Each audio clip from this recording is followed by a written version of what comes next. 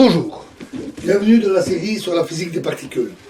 Alors, on s'attaque donc maintenant au cas inverse de ce que nous avons vu, le champ électromagnétique quantifié.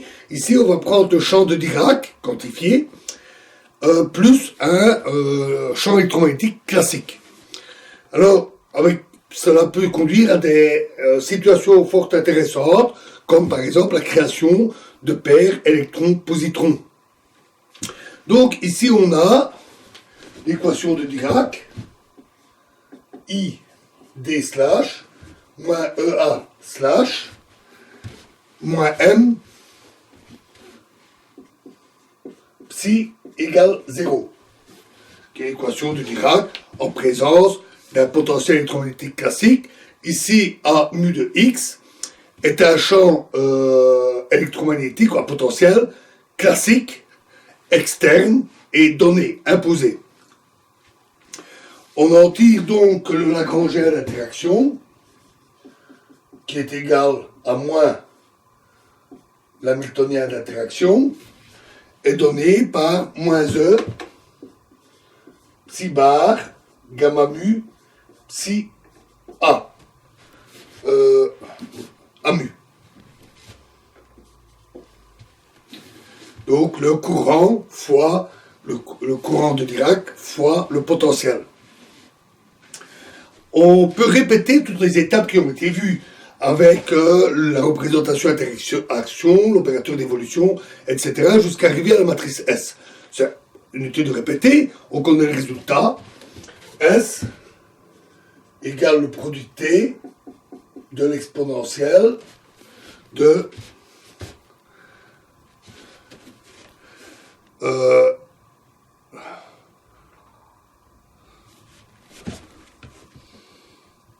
moins IE intégrale d4x de psi bar in gamma mu psi A mu.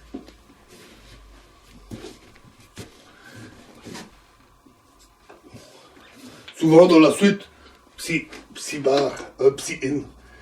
Souvent dans la suite, on ne répétera pas les indices in qui sont superflus, on sait qu'il faut les mettre.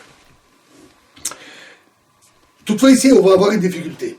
En effet, pour mettre les produits sous forme normale, comme on le faisait pour le cas électromagnétique, ce n'est pas trivial.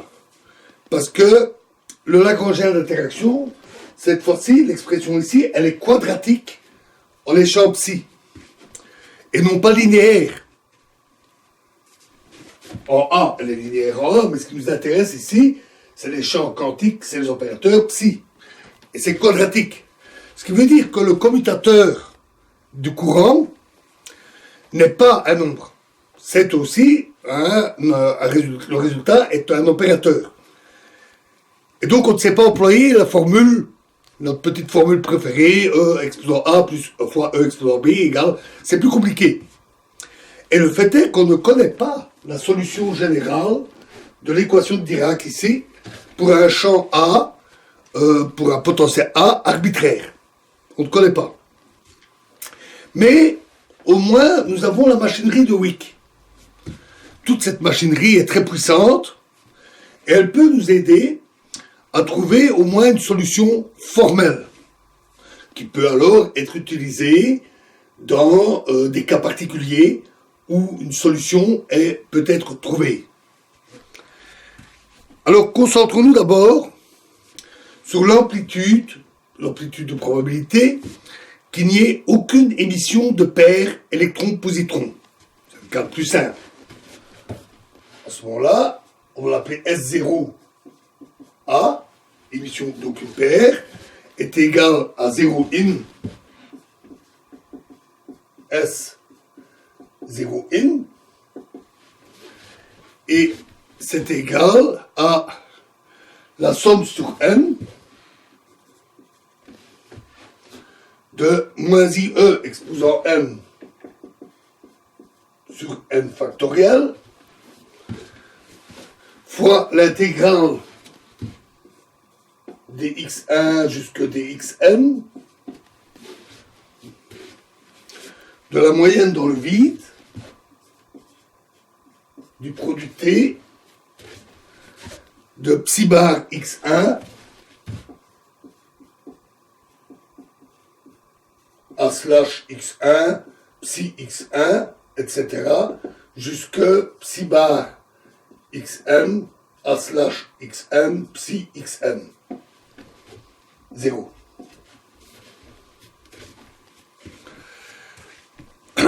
Selon le théorème de Wick, chaque terme dans cette expression est une somme de contractions qui prennent une forme du type 0, t,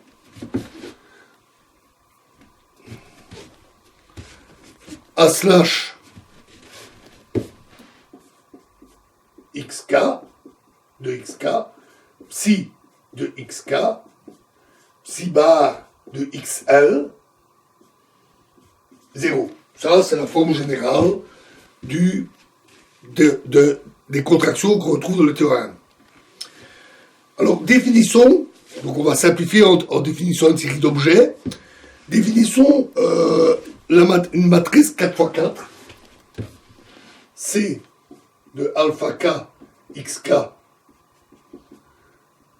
alpha l xl, donnée simplement par moins IE, somme sur M, qui va de 0 à l'infini, bien sûr, de 0, produit T, de A slash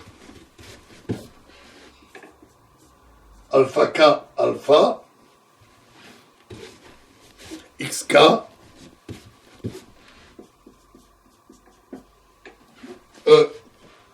oui, je dis bien, psi alpha xk,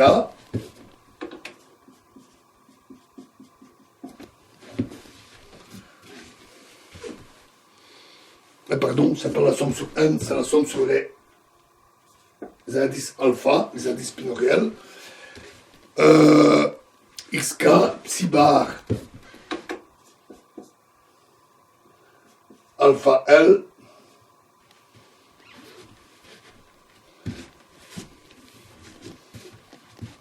alpha L XL, alpha X, c'est psi alpha slash 0.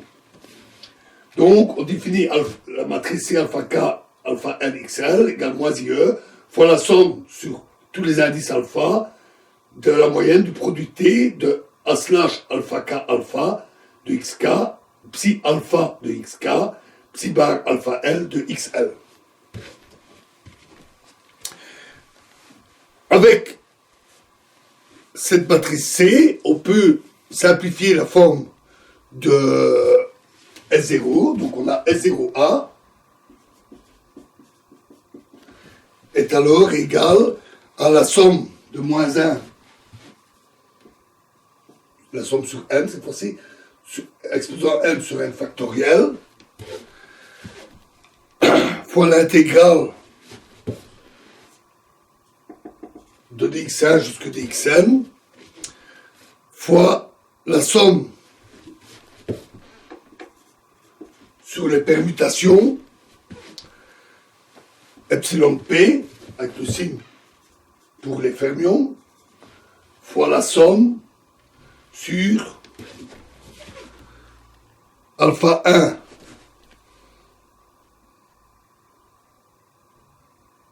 jusqu'à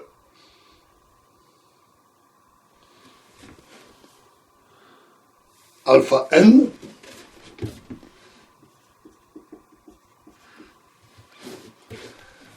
de C alpha 1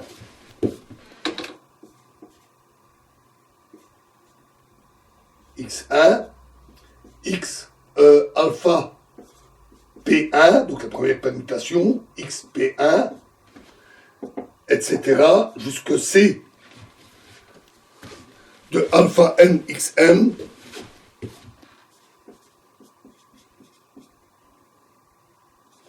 alpha p, p pour la permutation de p éléments, xp, p. ce qui nous donne une forme compacte, complète pour la matrice S. Alors, il est assez pratique, parce que sinon ça peut vite devenir lourd, de regrouper les indices discrets, alpha, et les indices continus, x, dans une notation sous forme d'un vecteur d'état, x alpha. Et ça, ce n'est rien d'autre d'ailleurs qu'un vecteur d'état de l'espace des spineurs classiques, avec position et indice spinoriel. Et on va définir la matrice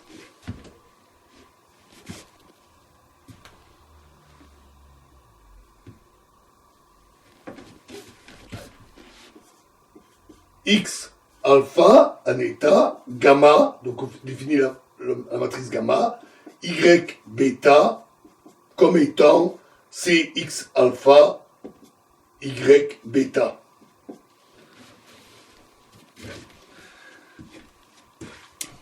Et donc,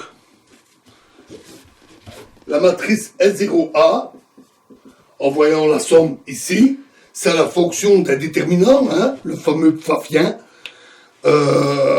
C'est le déterminant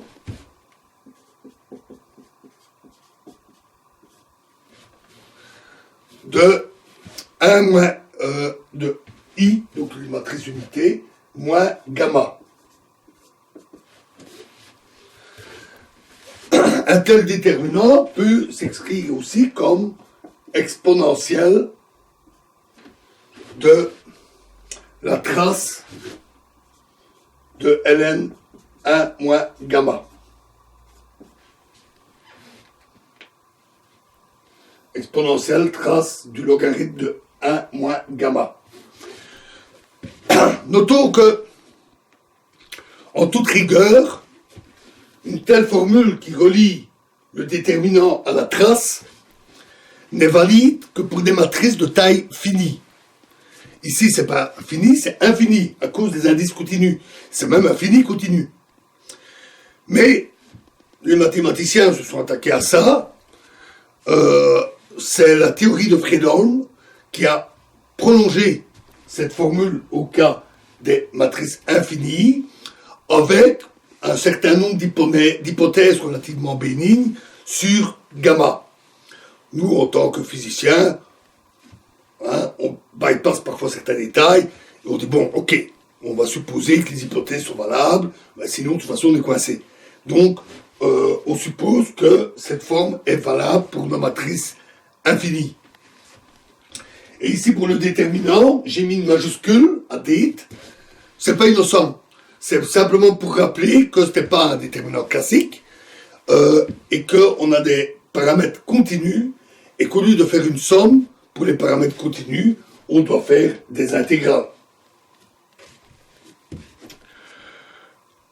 Ensuite, on définit les opérateurs x mu et p mu. Évidemment, position-impulsion, hein, c'est leur sens. Avec x mu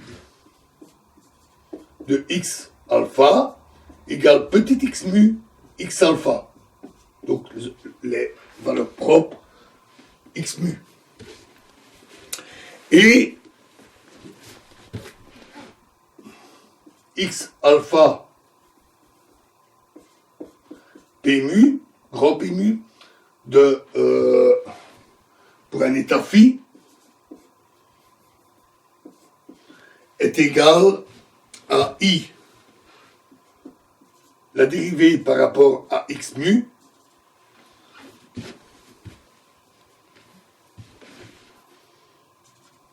de l'état x alpha, de l'amplitude x alpha phi. Donc P mu, c'est l'opérateur dérivé. On vérifie facilement que le commutateur x mu p mu a la forme canonique moins i g mu nu. C'est donc des opérateurs conjugués. Les vecteurs propres de p mu sont notés p et sont tels que px est égal à xp astérisque, au conjugué, égal à EIPX divisé par 2pi carré.